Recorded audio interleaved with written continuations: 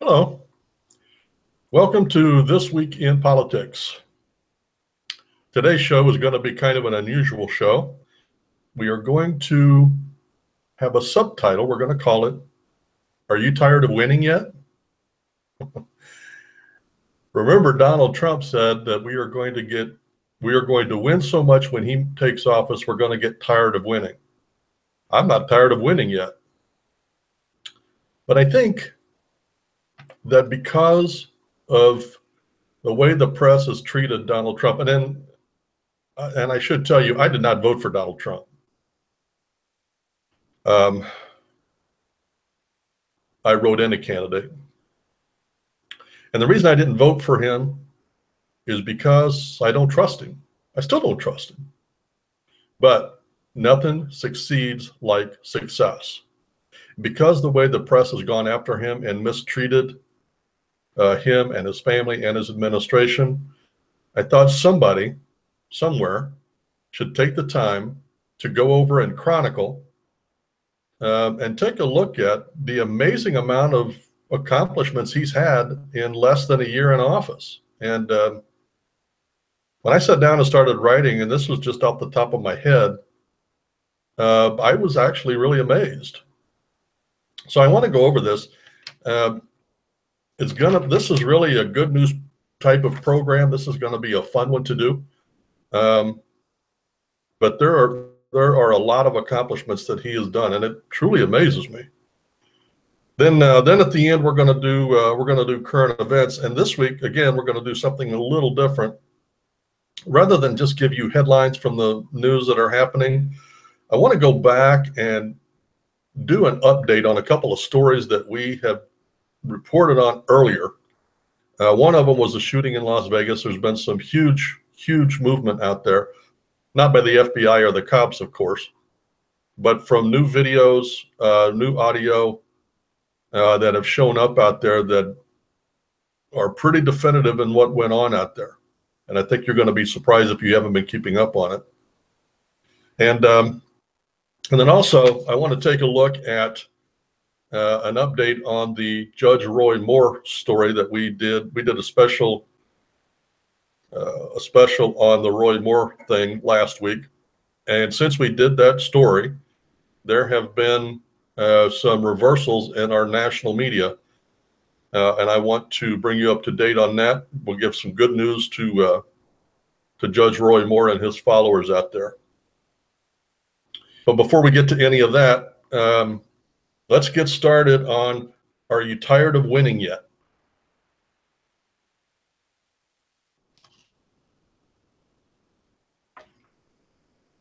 For a couple of years before Trump was elected, I did a series of programs looking at the judicial system in our country, how it's divided up, how people are nominated, and how really rigged the system is against conservatives.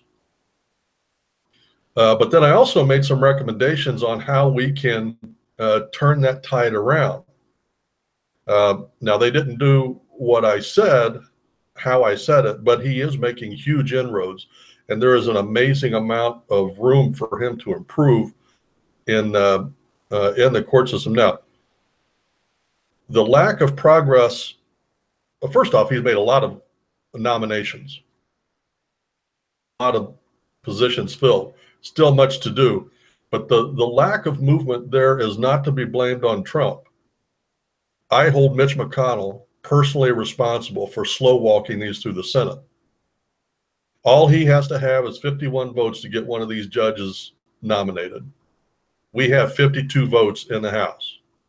There's no reason at all why these judges can't be done quickly. And yet he's taking his sweet time on it. However, when it comes to the judiciary, I think one of the biggest accomplishments he's done so far is getting Neil Gorsuch on the Supreme Court. Pardon me. Gorsuch is the youngest to have been nominated in a long time. Super conservative, overly qualified. Now, to show you how the Democrats are treating the Trump administration, he barely got the votes to be nominated to the court. But you know, the last time when he was nominated to be a federal judge, he got 100% of votes, Democrats and Republicans, before Trump was in there. This time he comes up to be nominated and barely gets enough to get in. That's how the Democrats do not care about right and wrong, good or bad for our country. They care about getting Trump. So which is just a symptom of a problem. The problem is the swamp. And all of these people are parts of the swamp, including Bitch McConnell. Well, I'm sorry, did I say that out loud? That was no slip of the tongue, by the way. Also, when he was running for president, he said, and by he, I mean Trump, said that he wanted to get 3% gross national product growth done right after he became president. Everybody laughed at him. They trotted out economists, which, by the way, anytime an economist speaks, ignore him. I've never seen an economist get it right. Never. It takes practicality, common sense, and knowing your history to get it right. And these guys never do. So Trump has been in there for 3 quarters. They have reported on 2 quarters. The first quarter that he was in there, we had 3% growth. The second time he was in there, the second quarter was 3.1% growth. It is projected that this next time it will be around 3.8% growth. Now, how could he have done that? How did he double the GDP growth without getting any legislation through the House or the Senate, without doing any much different? What did he do different that made such a huge input? And I'll tell you what he did. He got rid of all the regulation. You know, it's easy when politicians start rambling on about there's too much regulation and it's stifling business, and you know, that all sounds like talking points. But when he went in there and started slashing those, you remember those every day, he was slashing some regulation the Obama administration had put on. Remember that? One of the big ones that he did was for the coal industry. You know, Obama and Clinton were all about, they came right out and said they wanted to get rid of the coal industry. So Trump went in, reversed all of that, and guess what? Coal industry picked up. Then he said he wanted to bring businesses back. So now he put his tax cut is going to be voted on here pretty quickly, and that's going to make a huge impact. But then he went out and he contacted businesses around the world and brought them to here. He was the U.S. salesman, which, by the way, why aren't more of our U.S. presidents doing that? I mean, that's kind of their job, you know? So he just went out and did his job. And we've got multi-billion dollars coming in. And we're going to talk about his Asian trip. But one of the benefits from his recent Asian trip is he brought back $250 billion worth of business deals for American businesses. And he did that in an 8-day trip to Asia. It's a wonder that he's the only president outside of Reagan in my lifetime that has gone out of their way to build our economy. The rest of them have given it lip service and not much. But because he's done the things that he said he was going to do, because business believes him when he says he's going to do something, and because he's gone out and done some things, our GDP has doubled. The first 3 months he was in office, it doubled. And it's staying there. It's not like it was a blurb on a screen. It's a firm 3% growth. Actually, I think a month later, they upgraded it. It was 3.1. And then the next quarter, it was 3.1. I don't know that they've upgraded it or not, but it's solid 3%.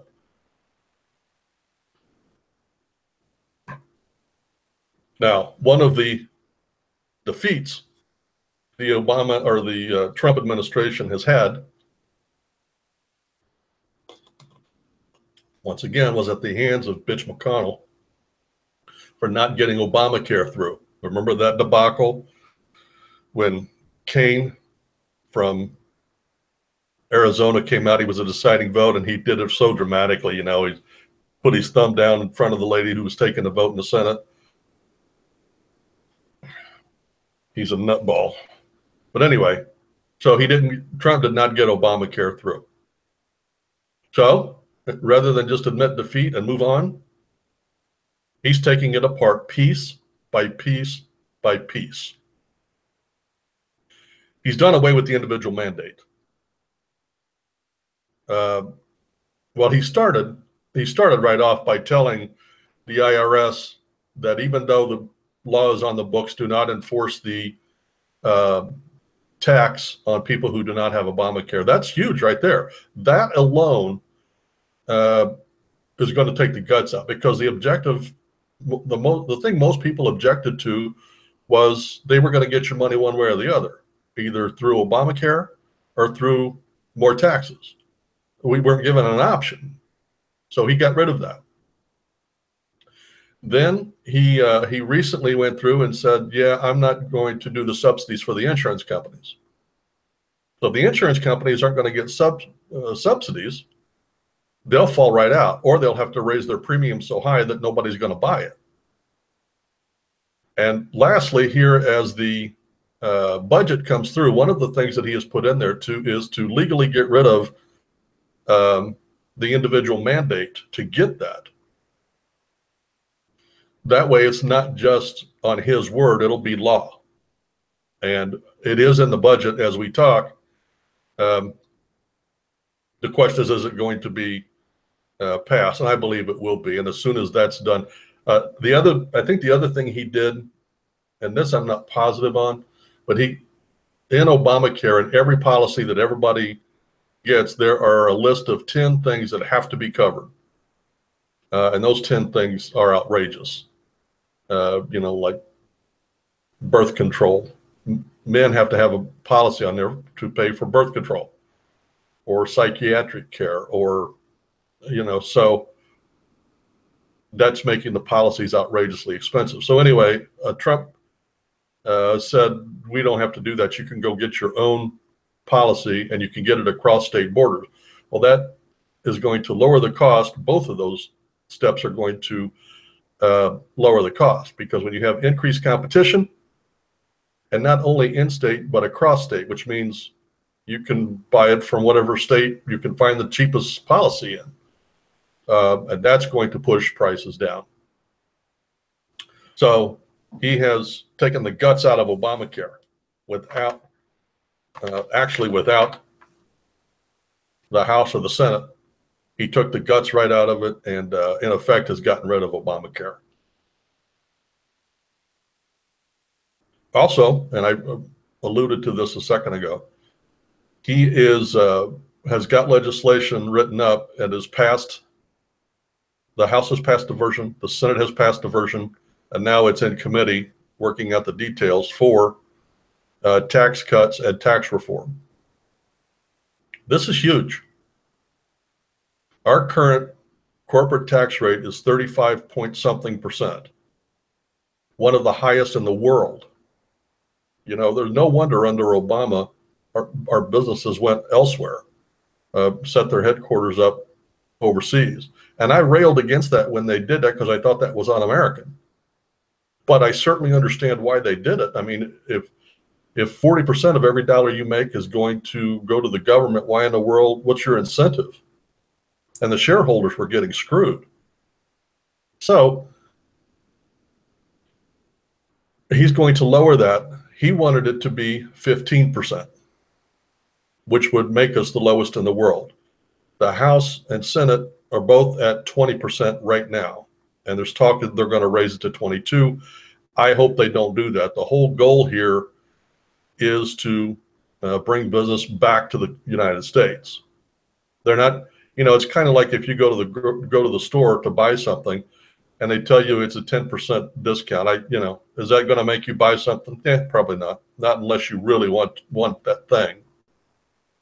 But if they're going to lower it, from 40% to 15%, okay, now you got my attention. That is 25% in my pocket. I'm down with that. And each percentage point higher that it goes, so instead of 25, we're going to make it 20%. It's better than 10, but would that make me rearrange my business and change everything over? Maybe, but maybe not. But if it's 15%, absolutely I would. So we'll see where it goes. Now, here's the downside. The only downside that I see to this tax cut is this. If they do not get this thing passed this year, and I mean by the end of December, if this isn't passed by the end of December, this 3% GDP that we've got going on is going to drop back to 1 to 1.5%. And here's why. Business in this country has been making decisions based on that happening. They're buying equipment, they're hiring staff. Now they're hiring staff because they don't have to pay for Obamacare for their people anymore. They don't have to pay for health care. And Trump is telling them, you're going to get a 15 to 20 or 25% tax cut, which means that extra money that you have in your pocket, now you can go buy the equipment that you need. If that tax cut does not come through close to what he promised, or it doesn't get passed at all, there's going to be a problem. In which case, if that happens, it gets laid right at the foot of Mitch McConnell and the House. But for right now and for this whole year, Donald Trump, in my opinion, gets an A on moving and motivating the business community and knowing what it's going to take to bring them back, and that is lower taxes. Everybody knows that, but nobody's willing to do it. He is. Now, here's one of the arguments that I get so sick and tired of hearing whenever we talk about tax cuts. It's you could say the tax cut was going to be 1%, 5%, 20%, or 80%. And the Democrats are all going to come out and say the same thing. They said the same thing under Reagan. They said the same thing under Bush. The deficit's going to go through the ceiling. We're going to lose money. Then we'll have massive debts. First off, for a Democrat to be talking to me about deficits is laughable. I've never seen a Democrat that didn't like deficits. So for them all of a sudden to be worried about that is just hilarious. But they use that same thing as a scare tactic. The fact of the matter is, it works just like McDonald's. I hate McDonald's, but they prove this in business. If I charge you $1 for a hamburger, I'm going to sell X amount of hamburger, right?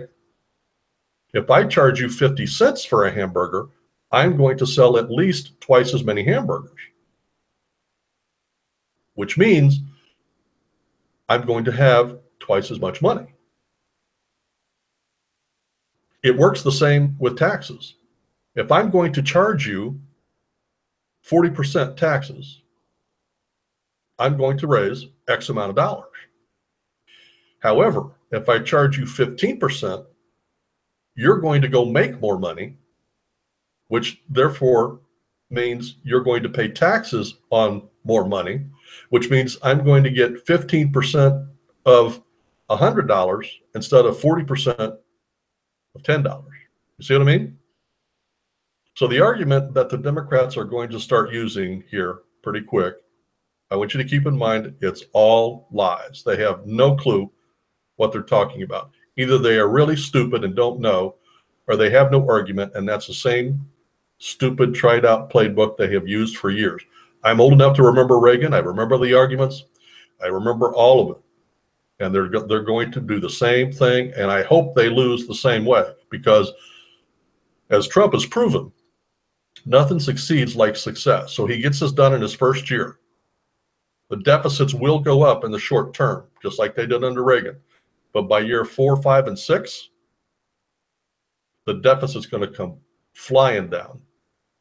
And that's when I want all of us conservatives to rub it in the noses of these stupid liberals who keep trotting out the same tried out arguments that never ever are true.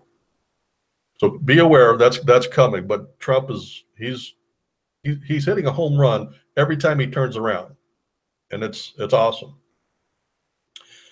Another thing he did when he was campaigning, he was talking about draining the swamp, and I got to be honest, I've been really frustrated at the lack of firings I've been seeing going on in Washington. However, the off-year election year hasn't even gotten here, and he's already gotten many swamp rats to not even go to fight. The first example was James Comey. He's a definite swamp rat. Comey has committed and admitted to committing felonies. He should be in prison right now. Instead, he got a multi-million-dollar deal to write a book. Only in the swamp is that possible, just like Clinton. She should be in prison, and instead she's on a What Happened tour, which, by the way, she suspended it after the uranium deal happened. Good for you. But anyway, he fired Comey, and that was the beginning of draining the swamp. Now, things he's done since then to drain the swamp. He found one senator out in Arizona named Flake. He's a swamp rat. So he went out there and held a rally and told everybody he was going to come after him. He was going to put money and resources and people out there to get rid of Flake. Then he also had, and I don't know if this was coordinated or not, but he had Laura Ingraham and Steve Bannon both go out there, and they both campaigned against Flake. Immediately afterwards, Flake came out and said he's not going to run anymore. In the meantime, Bannon went out there and recruited a female. I can't remember her name, but I saw her. I've watched her, and she is conservative, and she's going to do a great job. So he started draining the swamp by firing Comey, and he's getting swamp rats in the elected body to not run against him. There's been, against the Tea Party. Another one was Bob Corker out in Tennessee, another swamp rat that voted like a Democrat and talked like a conservative. He's not running. They've also got a female to take her place, and she is conservative, and she will win. The other one is the Judge Roy Moore one down in Arkansas, where the current one was in there, was as corrupt as the day is long. He was also a swamp rat, and he got beaten by the conservative Judge Roy Moore. And the interesting story about Roy Moore is, even after, first off, in the primary, when it was between him and what was that guy's name that he ran against? I can't remember. Started with a C. Anyway, they were both Republicans. The Republican National Committee went down there and spent $15 million to have the swamp rat win, okay? Judge Roy Moore only spent $1 million, and he trounced him, okay? So now we have a race between a Republican conservative, Judge Roy Moore, and a Democrat down there. I think his last name is Jones. The Republican National Committee has cut off all funds to Judge Roy Moore. The Democrats are playing nasty, dirty pool down there by paying these women, and there is, I've got it on my website, by the way, or on Facebook. It's on Facebook, on my page. You can go over there and check it out. It's Brian Carrier on Facebook. But they recorded the Washington Post offering to pay girls to come out and say that he was sexually inappropriate with them. So the Democrats are pulling out all things. They're lying and cheating. The Republican National Committee has stopped sending money down to him. And the leaders in the House and the Senate, who are also swamp rats, are calling for him to step down. It's unbelievable. They're pulling out all the stops. And this is a clear example that we as conservatives need to be aware of. The swamp is out to eliminate us. And by swamps, I don't mean just Democrats. I mean Republicans and Democrats. Remember, as I have said for years now, the Republican and Democratic Party, as we know, is dead. There's now the establishment, which is the swamp rats, or the Tea Party, which is represented right now by Donald Trump, Judge Roy Moore, and there's about 20 of them in the House and Senate, and the rest of them are swamp rats. So we need to work on it, and I applaud Steve Bannon for the work he's doing. But again, Trump has been true to his word. He has slowly but surely draining the swamp. And as far as I know, the hiring freeze that he put on when he first became president is still in effect. I don't know how many thousands of jobs that has eliminated, but good. Keep it up. Another thing that he has done, which has been very, very impressive in my mind, has been he has survived the Mueller investigation. The Mueller investigation, and I'm not going to go into all the details, but in my opinion, is unfounded, unwarranted, unneeded, and is nothing but a witch hunt. It's based on something I call the P file, which is there's not a shred of truth in any of it, except that Trump is president. Other than that, everything in that file is absolutely unprovable, and everything the Democrats have done to try to get Trump has been based on that file. And usually they don't get him on a crime. They get him on a procedural, like lying to the committee, not providing the documents, not answering in a truthful or complete way. They try all those tricks, and he hasn't bitten, and neither has anybody in his administration. So I think that's quite an accomplishment. For somebody that has supposedly not a politician and doesn't know how things work in Washington, D.C. Sounds to me like he's surviving just fine. And there's been a couple of political things that he's done has been just genius. So I think he's doing a great thing. We talked earlier about some of the regulations on businesses that he has cut. He set in effect when he came into office. One of the regulations he did set was that for every regulation that anybody in the government puts on the books, they have to take 2 out. So if you want to regulate A, B, C company, then you have to cut regulations somewhere else. 2 of them, 2 to 1. I think that's awesome. That will definitely keep people from putting regulations on willy-nilly, just like if Trump wanted to go out and put regulations on solar, alternative or alternative energy, he would have to cut 2 regulations on somewhere else. Eventually, you're going to run out of being able to regulate anything.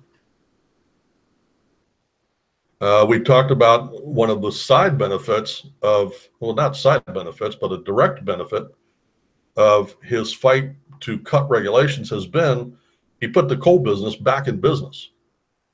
I live in Illinois, and the coal business here has been hurt drastically under the Obama administration. The Obama administration committed an all-out war on the coal industry. His goal was to get rid of the coal industry and force the United States to become renewable energy, clean energy, which is silly to take it out on coal because we now have the technology that we can burn coal, take the deposits that would normally be in the smokestacks, which is what they're against, and we can turn that into a solid that we can get rid of. I mean, it's not anymore like it was 100 years ago. where we burn coal, it goes into the atmosphere, and we all choke on it, like they're doing in China right now, by the way. But we have the technology, and we do it here. Our local energy is coal, and they, through the probably previous 2 decades, have gone through different stages of putting coal cleaning equipment on our smokestacks. And we went through a whole deal here, deciding should we do that or should we just tear them down and build new energy. And so they invested in the equipment to do that. And we can clean the coal, and I can tell you, we have 2 huge smokestacks here, and there is no residual at all that comes into the atmosphere from the coal burning plant. So whenever anybody tries to tell you that burning coal in a power plant is going to be detrimental to the atmosphere, that's a lie. I mean, it may be only because they haven't caught up. But I think that within the last, and this started under Carter, when oil prices went up and coal went up, they decided that they were going to go through and do this. So I think in the last 3 or 4 decades, most coal burning power plants have the equipment on them to keep from polluting the skies. So what Trump did is he came in and got rid of those silly regulations on the coal companies, which freed them up to go out now and it made it profitable for them to go out now and do what coal companies do, and that is to go get coal and to sell it, and took the regulations off of the coal burning power plants, took the regulations off of them, so that now they can burn coal and burn it efficiently and cleanly and get that business back up and running. Obama came very close to getting rid of the coal industry. One of the first things he did in foreign policy was he dropped some bombs on Syria. I think that was great. Obama would have never done that. Now, if you ask, Democrats will say he dropped all kinds of bombs. That may be, but he was not bombing where we would want him to bomb. He was bombing the citizens. He was bombing everybody except who he should be bombing. And Trump said, no, we're not doing that anymore. We're not leading from behind. We are not going to be neutral. You're going to hurt us. We are going to bomb you. And Russia beat us to it. So Trump said, fine, you go do it. But as soon as they did something to us, he went over there and dropped a big bomb over there. I think it was on the runway, or their airport, if I remember right, and totally destroyed that airport. So, but he went over there and showed that once again, America is under new leadership. The adults are back in charge, and all the children have been gotten rid of. So the rest of the world would know that we are now back in charge. The TPP agreement, he got us out of that. Now that agreement was a multinational agreement, supposedly a trade agreement, but it was not a trade agreement. Let me explain to you what that TPP was. I mean, there was trade agreements in there, and that stuff was all boring. This really was a cover for the New World Order. There was a couple of things in there, and the biggest one, in my opinion, was this. It took the right of a country to sue a business out of the hands of that country. But the business leaders could make the decisions on what to do. So in other words, let me break that down. If we were trading with somebody and they did something that we said was wrong, as an example, if China was sending solar panels over here and subsidizing the business so that they could almost give them away over here to run our people out of business, we would have lost the right to go over there to China and to sue them. We would have to go to this committee that was set up, and they would decide, the committee would decide what was good for us in our country. And we had no recourse. Based on the TPP agreement, we had no recourse. That was huge. And by doing that, first off, in my mind, the biggest benefit to that is when Trump says we're going to make America great again, this is a huge step. It's going to keep us here. We will make decisions based on what's good for our country. Now, we are going to have trade agreements with all of those countries, but we're going to do it mano a mano. Now, when we have an agreement with China and they do something like that with the solar panels, we'll go right to China and say, that's not in our best interest. You either stop doing that or we're going to tax the hell out of it when it gets to our country. So all the money you're putting in over here, we're going to take it back out here and we'll keep the money. That's how you have mutual beneficial trade. You don't have beneficial trade when people that are not concerned with your country are making decisions for your country. And Trump understood that. Obama wanted to give away, and while I'm on it, one of the things that, and I don't know how Trump is going to get rid of this, but one of the things that Obama did is he gave up a lot of our ability to, the Iran nuclear deal is a good example.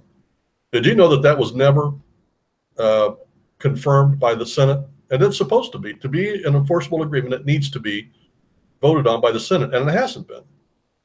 But the day that he got that agreement, the day before he gave it to the Senate, he had it given to every member of the United Nations.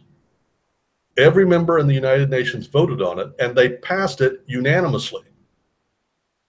Now think about that.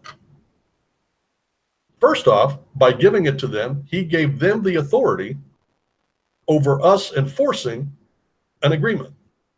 He gave away the United States power to the United Nations. That's why the United Nations, who was nothing but a bunch of thugs, they passed that Iran agreement unanimously, not because of what was in the contract. They could have cared less. But because they kept the power for us to enforce it. Remember when Obama passed that thing, he said we can inspect it anytime we want. That is a lie. That is a lie. First, we have to give them notice. Then we have to go to the United Nations. Then the United Nations has to tell them. Then they have to set up a date. And then even if we go through all that, they'll have 30 to 60 days to get ready. So they're going to hide everything that they don't want us to see. And even if we did go through all that and we got over there, there's areas in that country we can't go, like the military bases. So guess what? If I am Iran, guess where I'm going to move all of my nuclear stuff? To the military bases, of course. Dumbest agreement ever. But anyway, my point was that the Obama administration voluntarily gave up power over our country to the United Nations. And he was about to do that for business around the world to take advantage of the United States, and we would have no recourse. And had Trump not pulled us out of that, we would now be under that.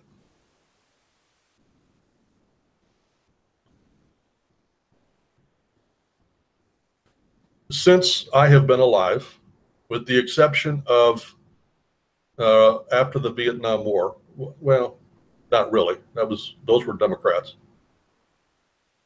When Democrats are in office, one of the first things they do, and they try to do it quietly because the Americans, if they know about it, are not for this, but they cut the military budget, and they cut it drastically.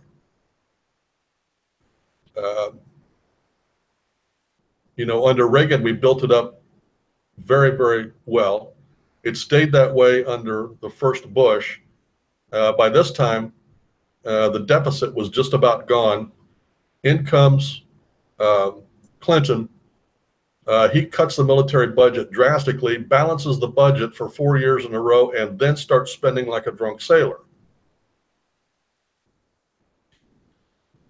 every time a Democrat is in office, they cut the military budget. So every time a Republican comes in after a Democrat, we always have to build the budget military back up. And Trump is following course just like every other Republican that come in has. As an example, he was very specific, and I don't remember the number. I'm pretty sure he was going. One of his goals is to build the Navy by adding, what did he say, 200 new ships? The number of ships that we have that are functional are amazingly low for our country. So he's on a full binge of building battleships. Good for him. But the point is, he's built the military budget back up, and we are going to be strong. And he's also tried to get rid of the social experiment that Democrats are doing in the military, like transgender and paying for operations, and openly gay is okay, and all of that garbage he's getting rid of out of the military. Military is a fighting machine. It is not a social experiment for the Democrats to play with, and Trump understands that, and he is working on that.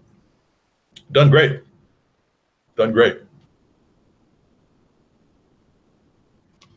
Now, a minute ago we were talking about the Iran nuclear deal.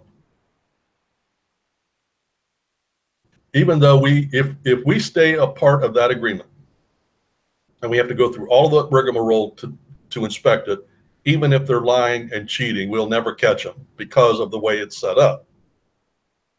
But in order for us to follow that agreement, every 60 days, I believe, or 90 days, he has to certify, the president has to certify that Iran is sticking to the deal. Iran broke that deal right out of the chute by testing ICBMs. That was a violation of the agreement. You can't do that, and they did anyway.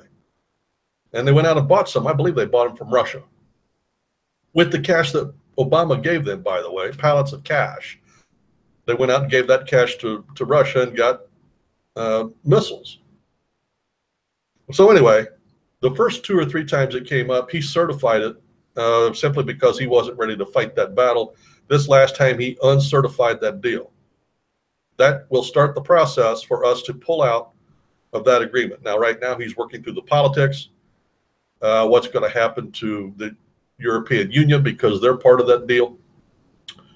I don't care. I want to make America great again. I don't care about the Europeans. That's another one of those social experiments that blew up in their face. They always do, because of their stupid plans that they've done over there. They're all being invaded by Muslims and rioting, and it's just been a mess over there. I don't really care what they do, but I do want out of that Iran deal. That's one of the worst deals ever. Not only in the way it was done, but it gave up power, it gave up control, it accomplished nothing. No matter what Obama was telling us, it accomplished nothing. It got rid of all of the sanctions up front. And he said, when Obama was selling it to the American people, he said, well, if they violate it, remember this phrase that the sanctions would snap back into place. That's crap. They have to go through now and re-vote on all of those sanctions to be put back in after a long ordeal.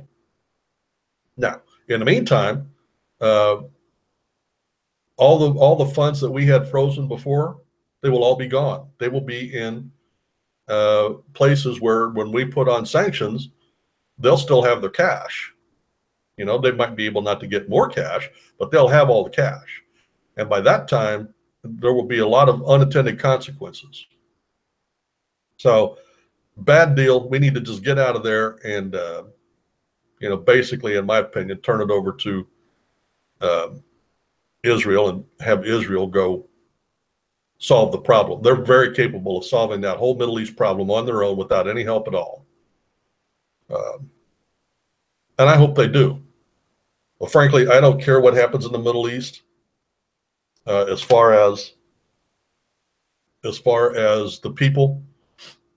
We go over there to help them. They take our help, they take our money, and then they go do whatever it is they're going to do to come try to take over our country.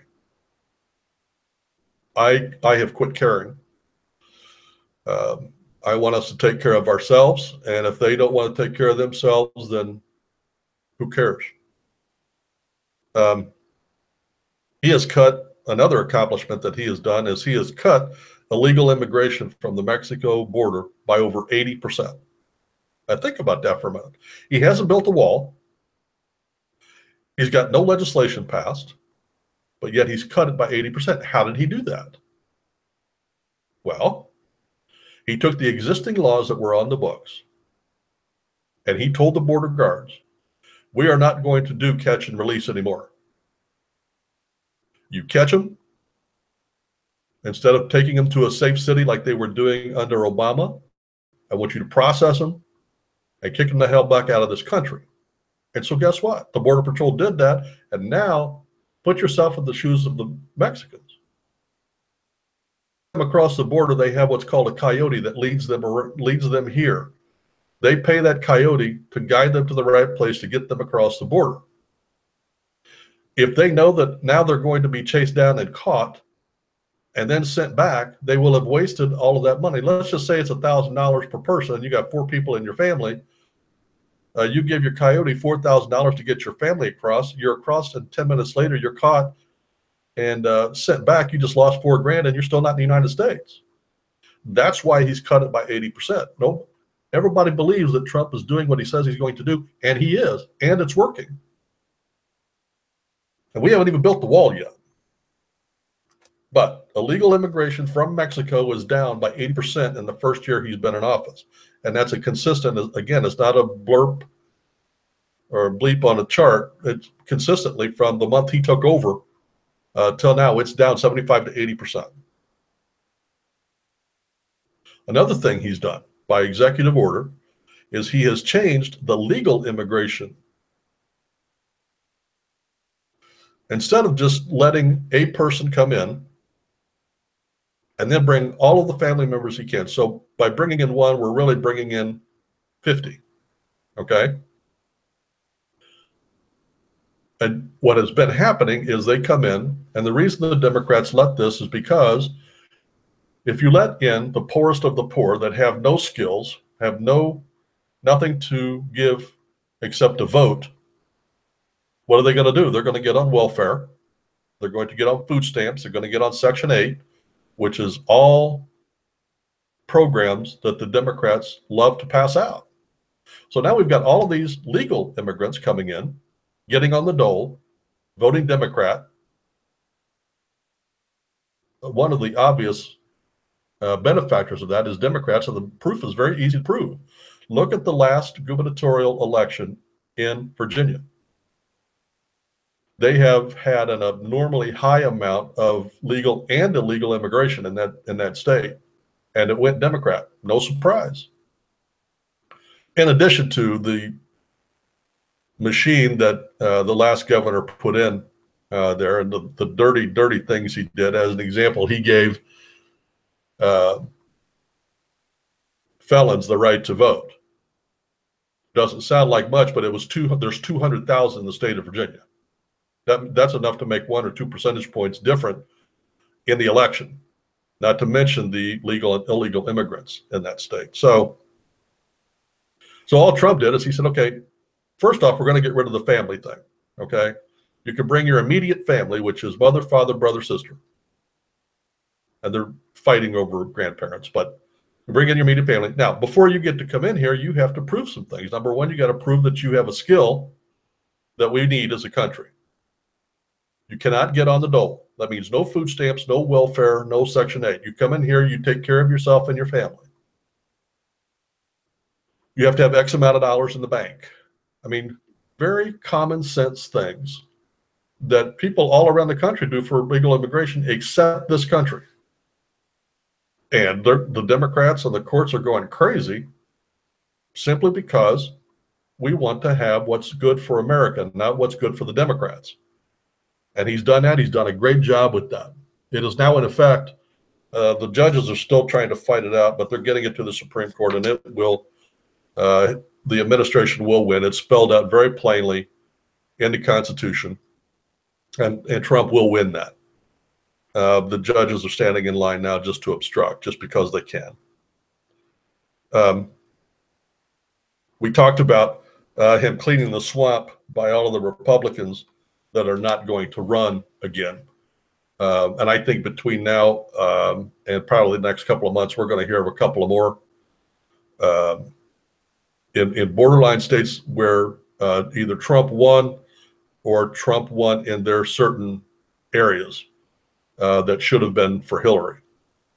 I think we're going to see some of these swamp rats leave. And if they do, that's great. And I think the ones I really want to watch are the ones that Steve Bannon is out promoting. And I'm going to get a list of those, and I'm going to watch those very closely to see. But I'm pretty sure that the three that Bannon has already done are going to win easily. And that would be Flake in Arizona, the Corker seat in Tennessee. Strange is the guy's name down in Louisiana or Alabama, where I couldn't think of it earlier. Strange is his name. And Judge Roy Moore, I believe, is going to win that one. So that'll be three. They'll still be Republican.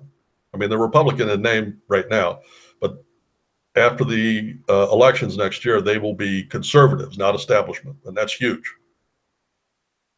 Another thing that he did that I thought was awesome. Now, we as conservatives have known this since the Nixon administration, and that is the press as ultra left wing. And up until this president, every conservative or Republican has had to tolerate the press. And Democrats use the press as an extension of the federal government, which they are. Not legally, but they are. Whatever the Democrats want, that's what the press does. A good example would be the press, the national press jumped all over this Judge Roy Moore thing, where these ladies who were being, and I use that term loosely, who were being paid to say that he was sexually objectionable. No proof, just allegations. And they made it sound like he was a pedophile. However, there's a guy up in the Northeast who's a sitting member of the House in court on trial for lots of felonies committed, not only in this country, but he was taking women down to some island and doing things down there. No coverage at all by the national press on that one because that guy's a Democrat. But the Republican, just wall to wall, nonstop.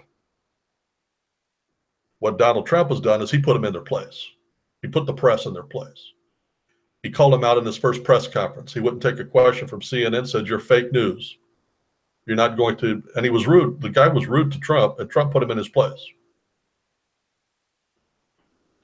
In fact, he said to the guy, "Don't be rude," in that first press conference. Then he rearranged the press room, and he allowed in social media types in there. He got rid of some of the fake news people. They don't even have access anymore. And he doesn't rely on the press like past presidents have had to. Republicans have always been at a disadvantage to the press because no matter what he said or did, the press would spin it the way that they wanted it to be spun. So the American people hardly ever got the real truth about a conservative. Well, Trump's bypassed that. He's using social media. He's calling out the lies. He's calling out the fake press, the fake news, and he's going directly to the American people through social media. That eliminates the need for the press. So now the press is coming out, and they are purposely, obviously, without question, nothing more than an extension of the Democratic Party. And now that the American people can see that and know that on a daily basis, we are finding other ways to get our news. We don't go to CNN or MSNBC. We don't do that anymore. We go find our own places to find the news. Which there's I've done a whole series of programs about the social media being run by liberals. Facebook, Google, YouTube, Twitter is all run by liberals, and that's going to be the next uh, fight that we're going to have to fight. You don't have free speech on those, no matter what you think. The liberals run that, and it's going to get worse the closer to the next election it comes, because Zuckerberg either wants to run or wants to be a player in that. So, but he did put the press in their place, and I was pleased as punch to see that. I just hope that every Republican that comes in does the same thing. Again, when it comes to financial information that he has done, he's cut the unemployment rate. The unemployment rate is at a 40-year low. 40-year. I believe it's below 4.1% unemployment. When I was in college, they had goals for the country, and everybody acknowledged that you could never have full employment in the country. So they picked a number, and they said, if it reaches this number, we will consider that to be full employment. That number was 6%. If the unemployment rate was 6% back in the 70s and 80s, they would have considered that to be full employment. We're at 4.1%. Wow. Blue collar wages, which means high school graduate, blue collar labor jobs. They have gotten this year a pay raise of 4%. When you consider that the inflation rate is almost non-existent, a 4% raise is really a 4% raise. The contractors who are hiring the blue collar workers are experiencing double-digit growth. They are projecting the next GDP growth rate number to be around 3.8%. These numbers are absolutely phenomenal. In my opinion, it's no surprise to me that the stock market is going crazy. Now, there are people that are going to say that the stock market, everything that goes up will come down, and that's true. But as long as the economics stay sound and stable, there's no reason for that stock market to be highly volatile. It will come down.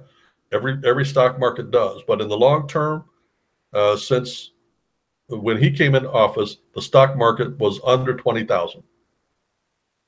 And it had never been above 20,000. By the time right now it's at 25 and change. That is a 5,000. That's a 20% growth in the stock market in 1 year. Wow. That's huge. Or should I say huge? That's huge. I mentioned earlier about the Asia trip that he did. Now, again, the liberals are always trying to prove how inept he is and how much of an embarrassment he is to this country. I know there has been no embarrassment as far as I'm concerned. Every trip he has taken, he has hit a home run. He went through this Asia trip. He went to the Philippines. He caught guff over there for hitting it off with strongman Duarte over there. Hey, whoever those people elect to be their leaders is their business. The lefties want us to go down on them on human rights. Again, it's their country. If that's what's going to make their country great, good for them. What's important for us in that region is to reinforce to the people in that part of the world that we have got their backs against North Korea. It is our responsibility to take care militarily of Taiwan, the Philippines, South Korea, Guam. They are our responsibility. And he went over there to firm up relations. He did a great job there. Then he went to South Korea, did a great job there. Went over to China, did an outstanding job in China.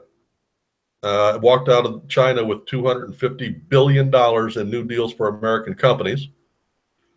Then went to, where did he go? Vietnam, I believe. Went to Vietnam, gave a big speech over there, let the whole world know that he had no bromance with Xi over in China, and he spelled it out in the. But you know what? He wasn't rude. He didn't do it in their country and slap them in the face. He was kind. He was polite. He got our point of view across about North Korea. Then he left. It's like leaving somebody's house and then saying. And he said he had a great time. He was a great host. But the days of unequal trade are over starting today. He hit a home run. He hit a home run on the whole trip in every country and every place. Our prestige is back. Everybody in that area is now calmed down. All of the saber rattling has died down. All the hurt feelings over there have settled down. He did a great job. The Asia trip was a huge success. Another thing he did, and this was about 6 months ago, his first overseas mission was to the Middle East. Now, when you think about all of the mess in the Middle East, first trip was to Saudi Arabia, okay? And they had people from over 100, if I remember right, over 100 countries came there to listen to him speak. And he told them in that meeting, I listened to the speech, and he said, I'm here to make America great again. We're going to make America great. My view is what's best for America, just like it is for you and your country. You should be making deals. You should be doing things that makes your country great. And the first thing we all need to do is to stop funding Islamic terrorists.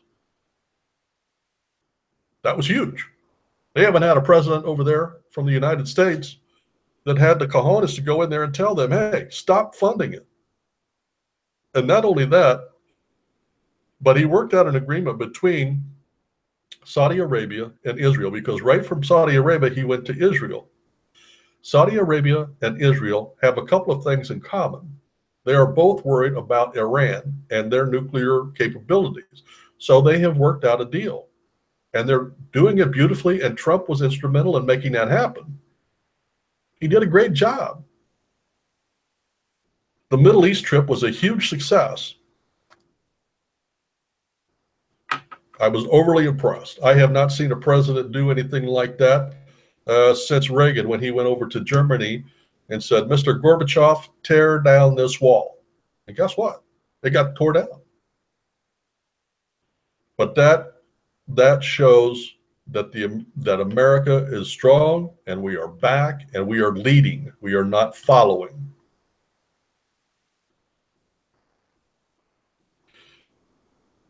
Now, when he said drain the swamp when he was running, another thing that he has done is he has exposed what the swamp is. For those of us that follow politics, we know for the most part, we know what the swamp is. Trump has known for a long time. As he said when he was running, he knows the game. He knows how it's played. He knows who the players are. But what he did is he has exposed the swamp to the American people. So the American people now know, or should know, that John McCain is a swamp rat. Jeff Flake is a swamp rat. Strange from Alabama is a swamp rat. Bob Corker from Tennessee is a swamp rat. And those are just the elected ones. When we go over and we look at, I think the whole Justice Department, 99% of the Justice Department, they're all swamp rats, including the leaders. They all need to go. Now, he started by getting rid of Comey, and that's a good start. And it's not just there, it's the IRS. They're all swamp rats in there, every one of them. The swamp is the establishment people who make the day-to-day government work. Now, why are they swamp rats? Because the Democrats, especially under Obama, completely reshuffled and filled all the posts possible with left-wing Democrats, and then made their jobs civil service so they can't be fired. So we have left-wing liberals in government posts that Trump is trying to get his agenda through, which isn't going to happen.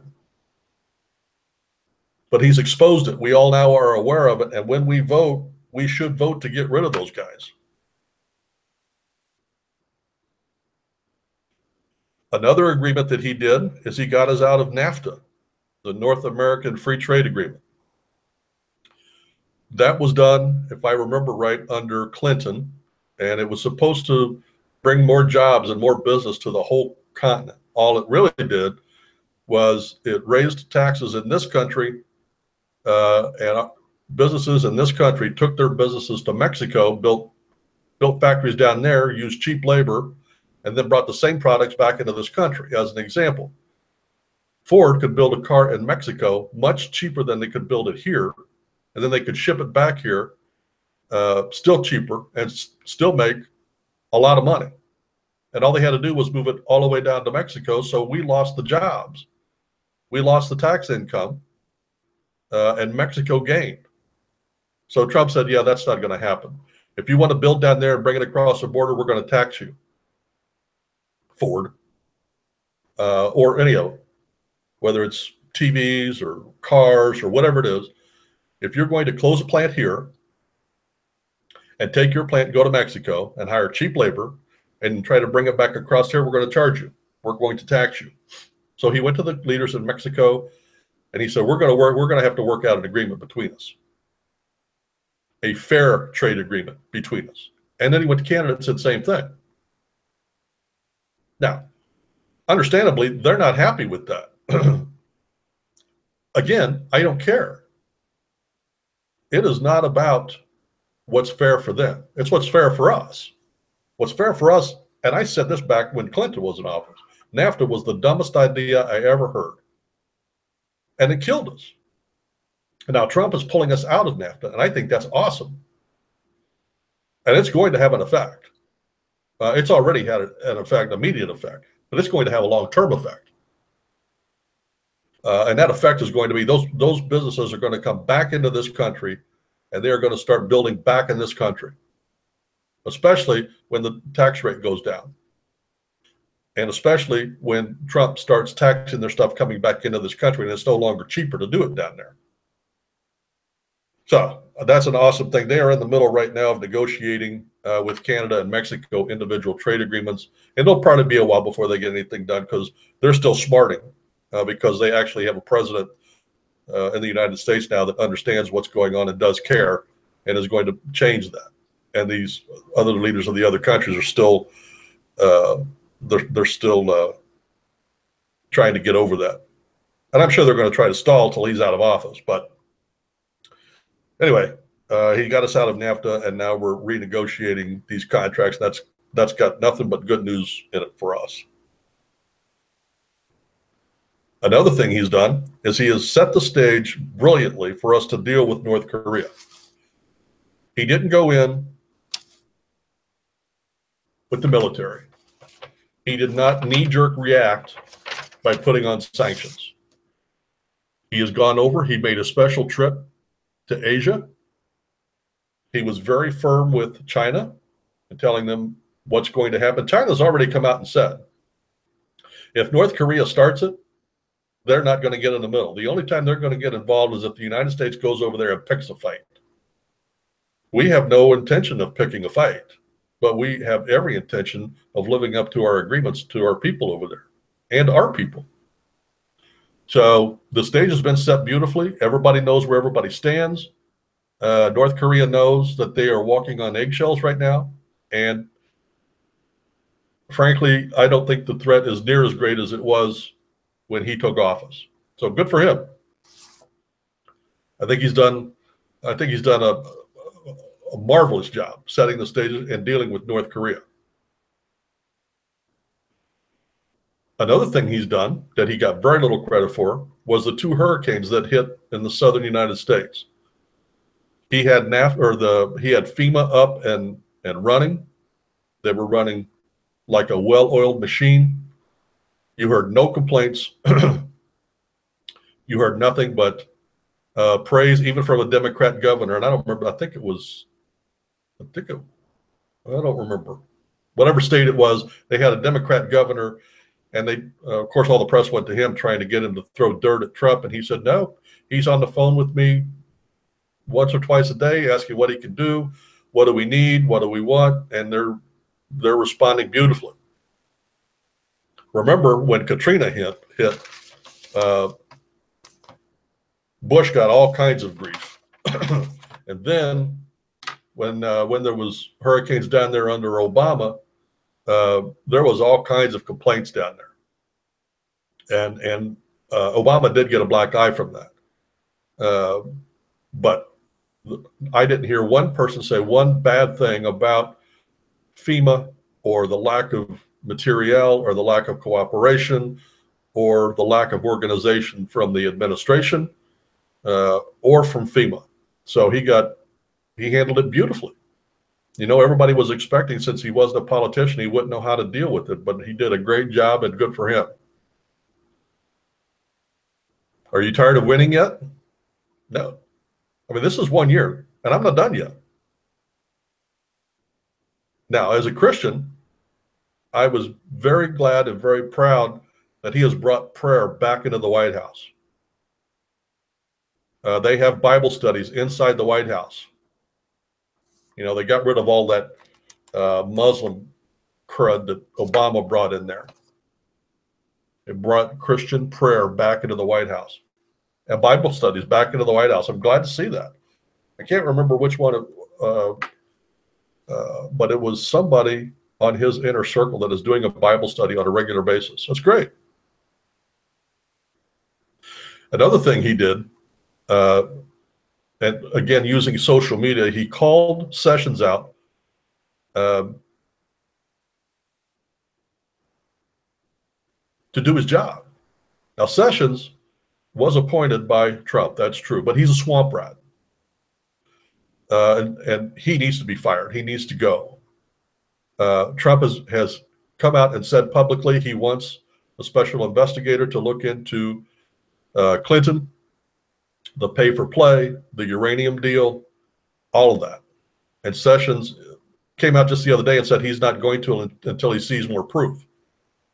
Well, I don't know what other kind of proof he needs, but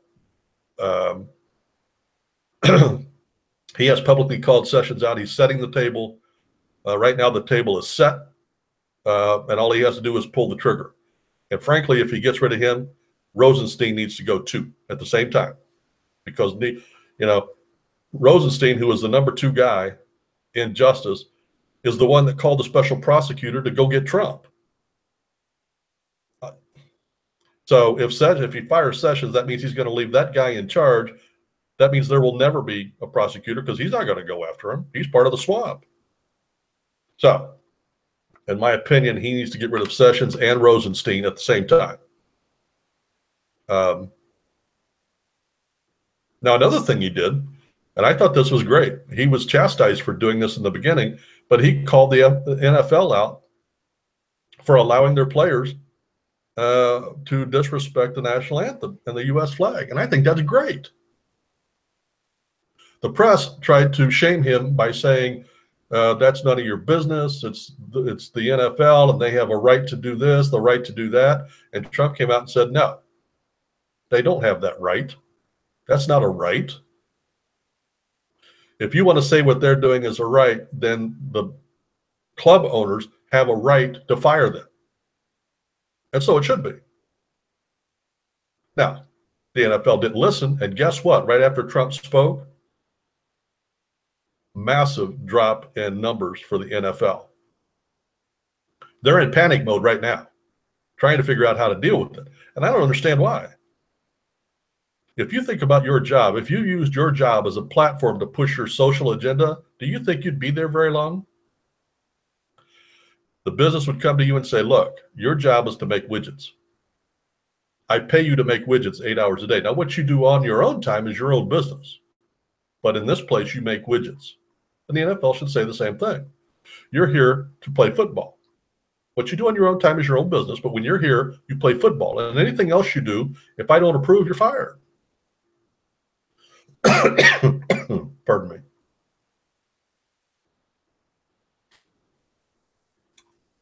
So the NFL is now in panic mode, and good, and I hope they go down. Another thing he did right out of the chute is he set open bids for different styles of the wall to be built from the Gulf of Mexico to the Pacific Ocean. Now, they unveiled those about a month ago. There was 4 prototypes built. They are starting the wall in California. I don't know which style of wall they chose. I'm not sure that the decision has been made, but they've got it down to 4 styles. I had my own ideas of the wall, and I devoted a whole program to that. So I'm not pleased with any of the prototypes for the walls, but at least they're started, and at least it's going to be a wall, and at least it's not going to be some stupid chain link fence. Are you tired of winning yet? Well, there's some of the things I didn't count, and there's probably 30 or 40 achievements that he has gotten done without any major legislation being done in the House or Senate. I think he's done an outstanding job. I am not tired of winning yet, and I look forward to 30 or 40 more accomplishments in the next 12 months.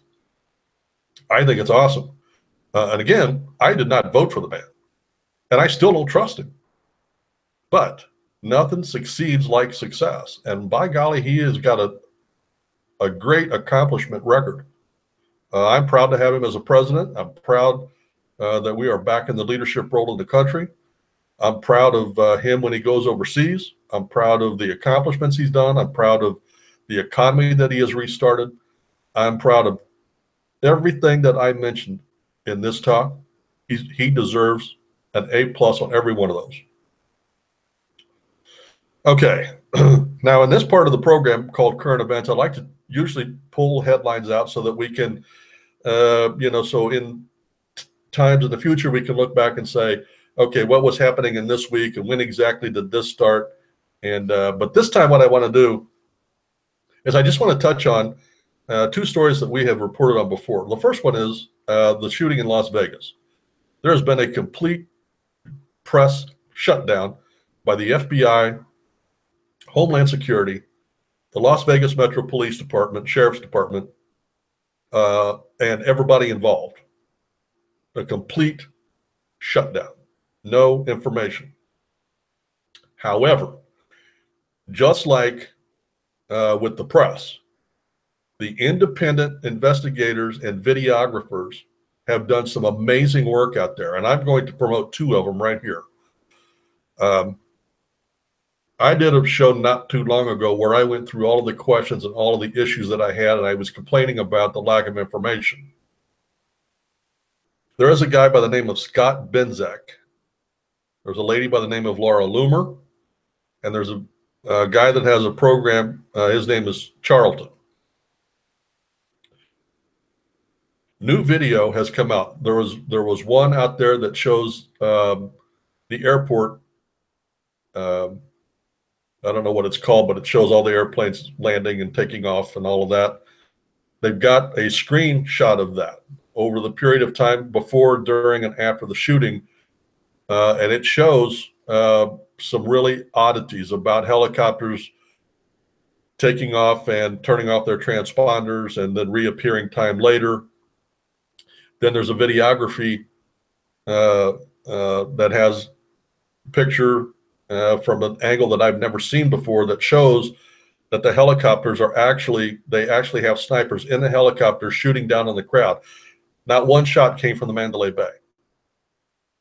One of the things that I have always said about every video I had seen, I have never seen muzzle flash from anywhere in the Mandalay Bay Hotel.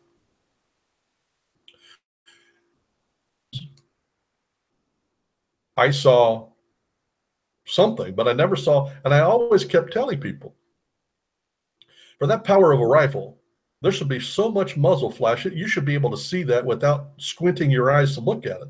When you look at the helicopters and you turn the audio and the video on at the same time, it is as obvious as the day is long.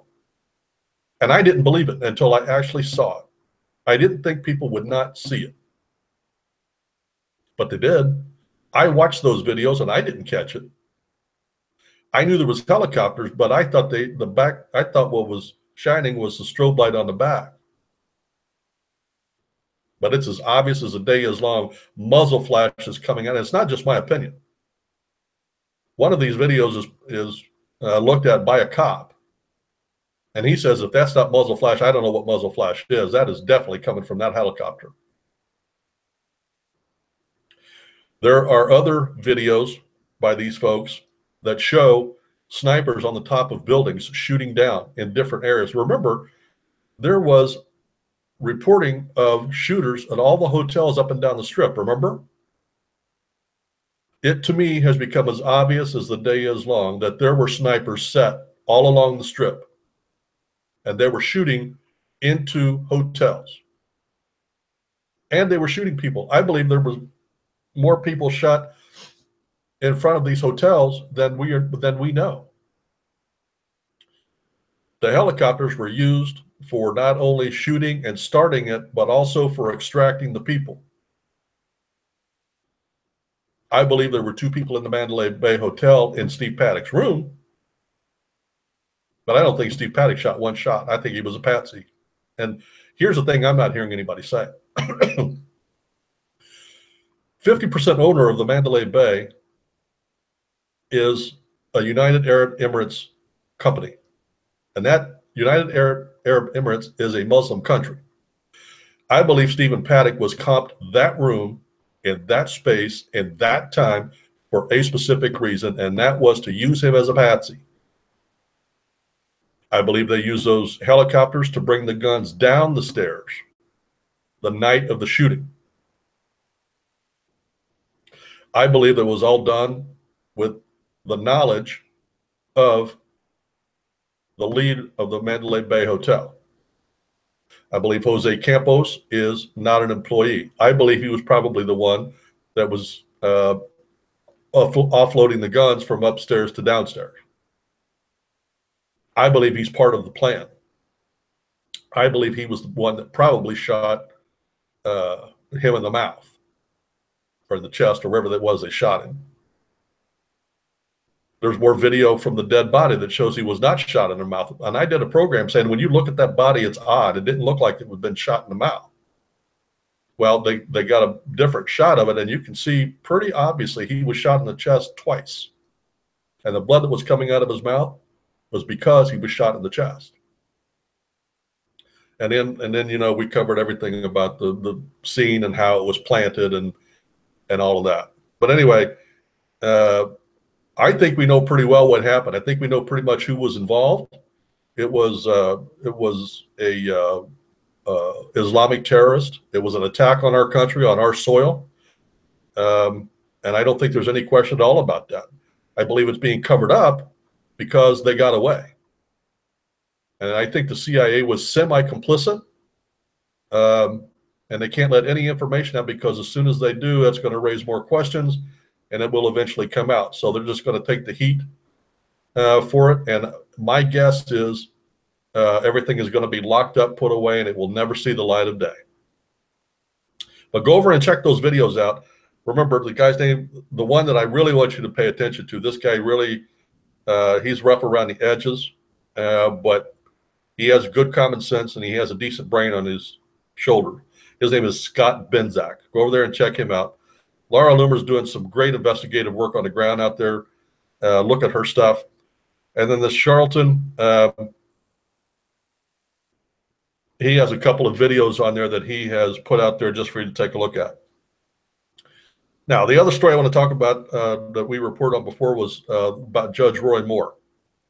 Now, I did a special report last week, and I chastised the national so-called conservative movement for not standing behind this guy.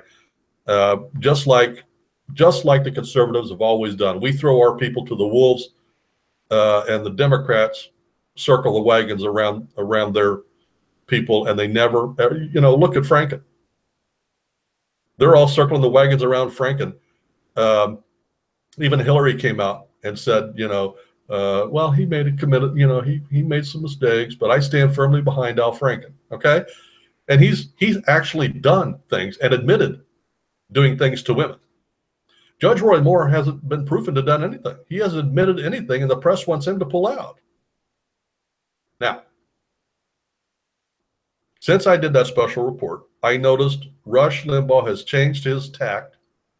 He is now not being neutral. He's not being totally behind Roy Moore, but he is drawing a little bit more uh, compare and contrast between Al Franken and Judge Roy Moore, and it does sound like his tone is changing, and he is going to stand behind Roy Moore.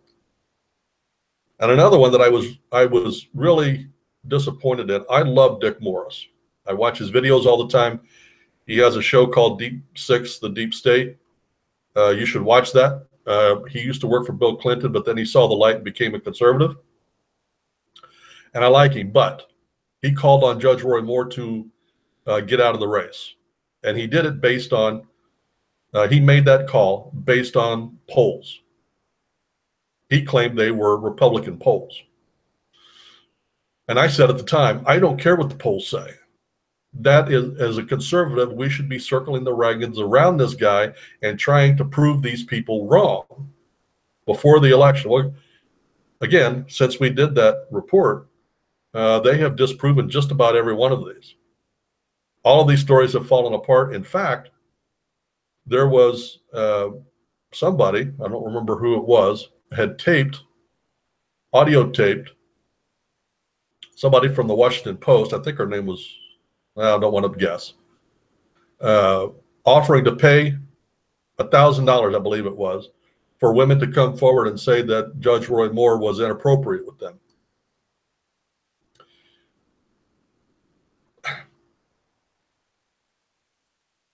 It's on tape. And again, it's on my website. If you don't believe it, go listen to it. So now, less than a week later,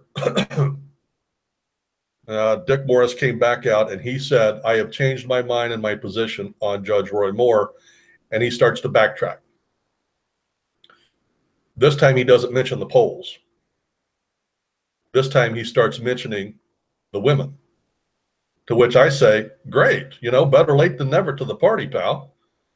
But now you are reaching 100,000 people a day with your program. You need to firmly get behind Dick Morris and let all the people of Alabama know that it's lies. And as I think it was Harry Truman said, they're damnable lies. I feel better about it. The women have been dissuaded, which I knew they would be. And I do believe the people of Alabama are going to come through. I do believe Judge Roy Moore is going to win, and I think he's going to win big. And I know that the polls don't say that. They're going to make this race as close as they possibly can, just like that's their modus operandi all the time. Trying to motivate their base to get out and vote. People in Alabama are not stupid. They knew this was coming. They just wanted to see which way the truth was going to bounce before they made a decision to do anything. And I think it did not take long to disprove what these women were saying. So I stand firmly behind Judge Roy Moore. I think you should too, and the people of Alabama. Go Bama. Vote for him. Now, one thing I do want to say to the people of Alabama and the country, the Republican National Committee cut off his funds. He's getting no money from the Republican Party. So if you want to help Roy Moore, send some money to his campaign.